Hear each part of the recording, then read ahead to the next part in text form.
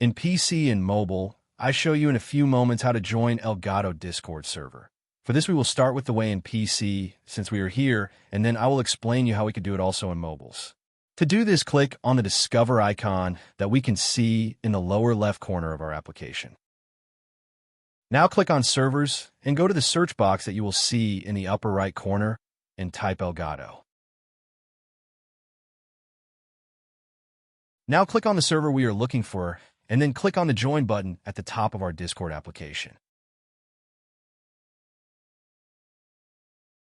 Congratulations, you are already inside the Discord server on PC. On mobiles, it is quite likely that you cannot do this same process as it does not usually show the option to discover. That's why I'll leave a link to access to this server in the description of this video. Simply access the description and click on it, and thereby automatically access the Discord server without doing anything else. Please give a like to this video, comment, and subscribe. Until the next one.